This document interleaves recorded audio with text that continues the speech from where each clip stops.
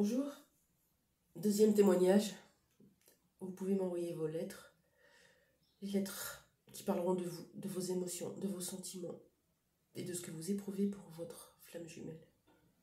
Vous pouvez suivre un petit peu mes liens pour m'envoyer tout ça et moi je me ferai un plaisir de les lire. Nouveau témoignage anonyme, c'est parti. Par quoi commencer cette lettre ouverte? Par un merci. Merci à toi, ma FJ. Qui aurait cru que notre relation serait celle-là il y a 13 ans maintenant? Pas moi, c'est sûr. Au début, rencontre virtuelle. Tes posts me plaisaient, tes photos m'éblouissaient de par leur beauté. Ton pays m'attirait tout en le visualisant à des millions d'années, lumière de moi. Jamais je n'aurais imaginé à ce moment-là qu'un jour je franchirais le pas. Ça viendrait bien plus tard. Puis très vite, des échanges Messenger très anodins, même quand je relis nos conversations, je dirais souvent futiles. Mais au fond de moi, cette sensation très enfouie que tu es pour moi quelqu'un de spécial. Je t'ai même qualifié de mentor, de mythe à une époque. Ce ressenti très particulier que tu avais une place spéciale dans ma vie, tout en n'imaginant pas une seule seconde qu'un jour tu changerais ma vie. Bref, on pourrait en écrire des romans entiers de notre histoire, mais rien ne sert de s'éterniser sur ces moments-là. J'étais loin d'avoir pris conscience du lien. Et puis un jour, premier déclic. Ton message me demandant ce que j'étais en train de faire sur un ton de reproche, même si tu dis le contraire. Ce message qui m'a fait décaler mon emploi du temps, puisqu'il m'était viscéral de te répondre dans l'instant et qui a probablement sauvé la vie. Qui m'a probablement sauvé la vie. En tout cas, éviter un grave accident. Mais non, je n'avais pas encore compris. Deuxième déclic, 25 août 2017. Et encore cette fois, ce message de toi qui sonne comme une sentence le jour où je me marie. Et cette voix à la mairie dans ma tête. Non, fais pas ça, qu'on m'a dit. J'ai pas écouté, je me suis mariée. Et cette déferlante de tacles qui ont suivi, de la moitié de l'Algérie, de tes amis, de tes contacts qui m'ont blessée alors que je ne les connaissais pas. Et toi, tes mots, tes commentaires, je les ai pris comme une lame. Lame qui fait Maël en plein cœur. Et là, je crois que j'ai compris, mais je gardais le voile devant les yeux, j'avais peur de voir et j'ai pleuré des jours et des nuits. J'ai tout retourné dans ma tête et ce corps qui me parlait, mais je ne décryptais pas ce qu'il disait, ou je ne voulais pas décrypter. Et puis très vite, cette sensation que je n'étais pas avec l'homme qu'il fallait. Avocat, demande de divorce.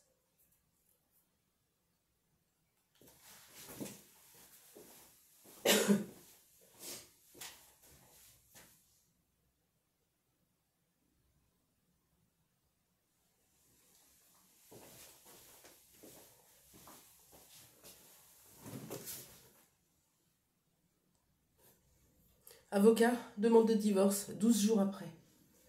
Et cet éloignement, pas encore franc, mais que j'ai ressenti énergétiquement, je le sais maintenant. Et là, j'ai commencé petit à petit à réaliser que quelque chose était à changer dans ma vie. Mais pas la force, pas le courage d'enclencher la démarche. Il faut être prête pour aller chercher ces parties sombres. Nos échanges s'amoindrissaient, je sentais que tu t'éloignais. Et moi, par contre, je prenais conscience que je nourrissais des sentiments particuliers pour toi. Mais toujours en pensant que jamais on concrétiserait notre rencontre. Une demi-descente aux enfers dans ma vie, tout qui s'effondre. De plus en plus ce sentiment de manque dans ma vie, que je loupe quelque chose d'unique. Ce mot a une résonance particulière, tu le sais. Alors décision prise, je me lance, 4 octobre 2018, rencontre magique. Quelques jours qui resteront gravés à vie dans mon être. Et depuis, cette même question dans ma tête. Pourquoi je suis rentrée en France? Ça, tu le sais, je te l'ai dit. À mon retour, tout ce qui était encore debout dans ma vie, tout s'écroule. un tsunami. Je ne rentrerai pas dans les détails.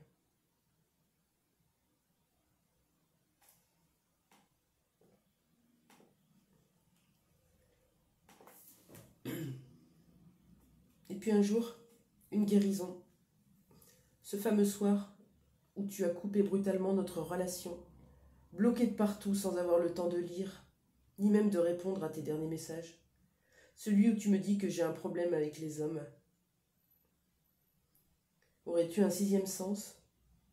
Oui, à la fois ce dégoût des hommes pour ne pas dire haine, et à la fois ce besoin indescriptible que toi seul, tu sois là. Le seul homme qui pourrait, sans que j'aie peur, me prendre dans ses bras, le seul en qui je pourrais donner ma confiance. Aussi bizarre que ça puisse paraître, ce n'est pas mon agression qui m'a fait le plus mal. Ce n'est pas ce que j'ai subi qui m'a permis d'en être là où j'en suis aujourd'hui. C'est ton absence, ton silence soudain, brutal. Ça m'a fait plus mal que ce qui a pu me faire lui. Et c'est là où je me suis dit, où je me suis pris en pleine face que tu avais plus d'impact sur moi que tous les autres réunis. J'ai cherché pourquoi. J'ai réussi à lever le voile. Pourquoi toi, à 2000 km, partager 4 jours et même pas de nuit de nos vies?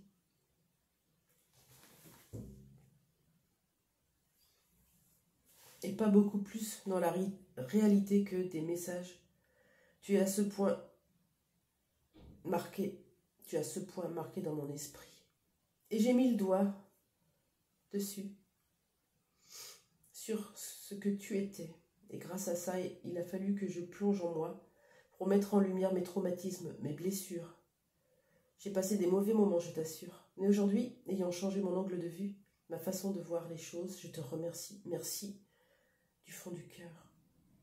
Merci car à cause de nos hauts, de nos bas, de ce que tu secoues en moi, de ce que tu pointes du doigt chez moi, inconsciemment ou pas, et bien, grâce à ça, j'ai touché mes failles qui m'ont permis d'ouvrir les yeux et de cicatriser énormément de choses.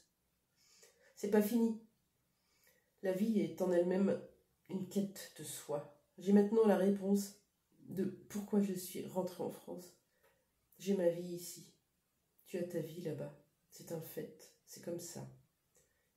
Mon âme sœur, peut-être pas, je ne pense pas. Une amie un peu spéciale, je ne pense pas non plus.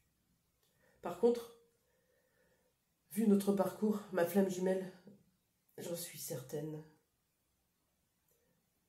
Je le ressens, je le vibre parfois malgré moi. À 50% même quand je voudrais me détacher de toi. Tu es ma moitié et rien ni personne ne pourra changer ça. Et ces deux phrases qui m'appellent quand je pense à toi. Je t'aime au-delà des frontières. Je t'aime au-delà des étoiles. Merci, merci, merci. Merci pour ce très beau partage. Je vous souhaite une excellente journée. Au revoir.